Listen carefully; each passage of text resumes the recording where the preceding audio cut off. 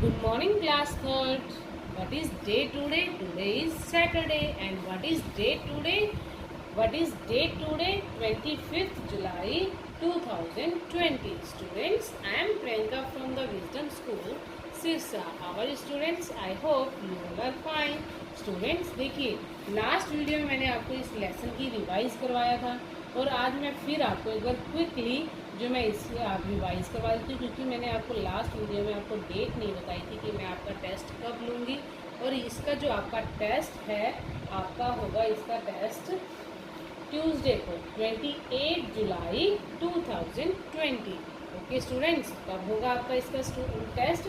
28 जुलाई को। Okay students, तो आपने इस लेसन की एक बार फिर से अच्छे से रिवाइज करना है और एक बार फिर से मैं आपको थोड़ा बता देती हूँ कि आपने किस तरह से रिवाइज करना है। अब देखिए, मात्राओं का उचित प्रयोग, शब्दों और वाक्यों का ज्ञान जो हमारे इस पाठ में दिया है। चित्रों को देखिए और खाली जगहों में ड या अड़, ढ या ढ लिखिए। अब देखिए, कुछ चित्र दिए हुए हैं, ये शब्दों को हमने इन वर्णों को लिखकर हमने यहाँ पर जो है शब्द जो है हमने अपने पूरे करने हैं। ओके स्टूडेंट्स, अब देखिए सेब, बोतल, किसान, कोयल। बच्चों, इन चित्रों को ध्यान से देखिए, समझिए और चित्रों के व्यंजन, चित्रों में व्यंजन हैं। व्यंजनों के बारे में तो आप जानते हैं, इन व्यंजनों के साथ कई चिन्ह लगे हुए हैं। चिन्ह क्या होते हैं? जो मात्राएं होती हैं वो चिन्ह होते हैं। जैसे सेब में स के साथ ए का चिन्ह लगा हुआ है। ठीक इसी प्रकार सभी चित्रों के नीचे जो शब्द लिखे हुए हैं उनमें कोई न कोई चिन्ह लगा है। ऐसे चिन्हों को मात्रा कहा जाता है। व्यंजन के साथ स्वर की मात्रा लिखी जाती है। जैसे देखिए, स्वर जब व्यंजन से मिलते हैं तब इनका रूप जो है बदल जाता है और यह बदला हुआ रूप ही मात्रा कहलाता है। व्यंजन के साथ जो स्वर का चिन्ह लगाया जाता है उसे मात्रा कहते हैं। अब देखिए, जो व्यंजन होते हैं, ये जो मात्राएं होती हैं, देखिए स्वर होते हैं जी 11 होते हैं। जो अस्वर होता है इसकी मात्रा नहीं होती। अब देखिए, ये आ और औ से देखिए मात्राओं की ये चिन्ह है। जब ये व्यंजन के साथ लगाए जाते हैं तो इनका जो चिन्ह लगाया जाता है तो उसे मात्रा कहते हैं। ओके स्टूडेंट्स, एंड नेक्स्ट देखिए विशेष रूप, ये आप ध्यान से जरूर पढ़ना। इनका प्रयोग कैसे करना है इसे आपने ध्यान से जरूर करना। र मूल रूप में रजत, देखिए रमन, रक्षक, इस तरह से होता है। आगे देखिए, र पदेन, जो व्यंजन के पैर में लगाया जाता है उसे पदेन वाला र बोलते हैं और इसकी जो आवाज है व्यंजन के बाद आती है। प्रण, अब देखिए इसकी जो आवाज है व्यंजन के बाद आई है। तो हम इस तरह से जो पदेन वाला र है इसकी जो आवाज है व्यंजन से बाद आती है। आगे देखिए, रेफ, रेफ वाला र है जो व्यंजन के ऊपर लगाया जाता है और जो इसकी आवाज है व्यंजन से पहले आती है। तो इस तरह से हमने देखिए इसका प्रयोग करना है। दर्द, गर्म, मार्ग, कर्म, और जो पदेन वाला है प्राण, प्रथम, प्रगति, प्रेम, इस तरह से हम इसका प्रयोग करेंगे।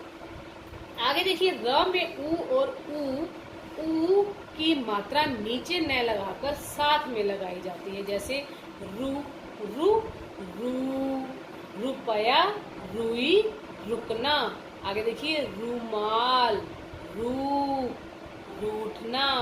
तो ये जो है ऊ और ऊ की मात्रा लगाकर इसे प्रयोग किया जाता है। एंड देखिए, री की मात्रा हमेशा व्यंजन के नीचे लगती है, मीन्स पैर में लगती है। देखिए, व, री, व्री, प, री, प्री, देखिए पैर में लगी हुई है ये व्यंजन की। तो ये क्या होती है? री की मात्रा होती है। आगे देखिए, वैसे तो वर्णों के मेल से शब्द बनाए जाते हैं, लेकिन किसी वर्ण को किसी भी वर्ण से मिला देने से शब्द नहीं बनते। वर्णों के सही क्रम से ही शब्द बनते हैं जिनका कोई न कोई अर्थ होता है। अब शब्द क्या होते हैं स्टूडेंट? जब तक जिसका कोई अर्थ न हो वो शब्द नहीं होते। अब जो गलत या वर्णों को हमने गलत जोड़ा या गलत लिखा हुआ तो उसका कोई अर्थ ना हुआ तो वो शब्द नहीं कहलाएगा। अब देखिए, लागू, ये लिखा हुआ लागू, लागू, इसका कोई अर्थ नहीं है। लकम, कलम, लकम, इसका भी कोई अर्थ नहीं है। ये दोनों शब्द जो हैं लेकिन इनका कोई अर्थ ही नहीं है। अगर हम इन्हें क्रम में नहीं लिखेंगे, सही क्रम में नहीं लिखेंगे तो इनका अर्थ निकलेगा ही नहीं और सही शब्द भी बनेगा। क्या देखिए सही क्रम में लिखेंगे तो इनका अर्थ भी निकलेगा और इनका सही शब्द भी बनेगा। कोई देखिए जिनका कोई अर्थ नहीं निकला उन्हें निरर्थक शब्द कहते हैं। अब देखिए जैसे गुलाब एक फूल है, कमल कमल भी एक फूल है। गुलाब और कमल का कोई अर्थ नहीं है, इसलिए ये सही शब्द कहलाएंगे। अब देखिए शब्द की परिभाषा क्या होती है। वर्ण के सही क्रम मीन्स सही वर्णों के सार्थक रूप को शब्द कहा जाता है, या ऐसे भी लिख सकते हैं वर्ण के सही क्रम को शब्द कहा जाता है। आगे देखिए वाक्य शब्दों के मेल से वाक्य बनाए जाते हैं, लेकिन शब्दों का सही क्रम ही वाक्य बनाते हैं। देखिए शब्द के सही क्रम से वाक्य बनते हैं। नदी में नहा है रहा बच्चा, ये गलत वाक्य है, ये सही नहीं है, इसका कैसे आएगा।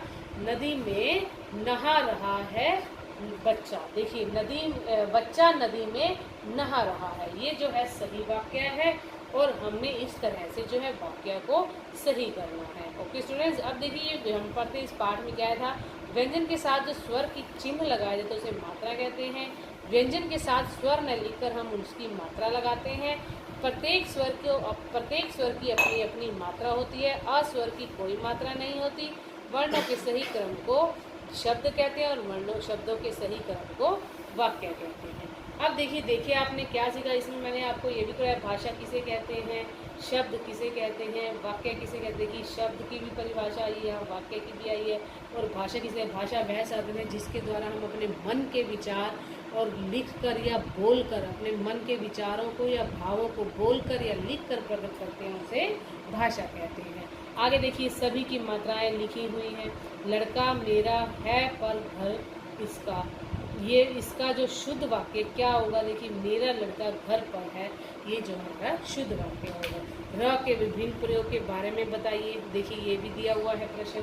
आगे ये सही गलत दिए हुए हैं और ये आगे देखिए कुछ शब्द कुछ वाक्य दिए हुए हैं, जो वाक्य सही है हमने उस पर टिक करना है और सही और गलत शब्दों के अलग अलग करके लिखिए। देखिए सही शब्द आपने यहाँ लिखने हैं और गलत शब्द आपने यहाँ लिखने हैं। एक बार फिर से मैंने आपको लेसन नंबर 3 इसकी मैंने आपको रिवाइज करवाया है इसे।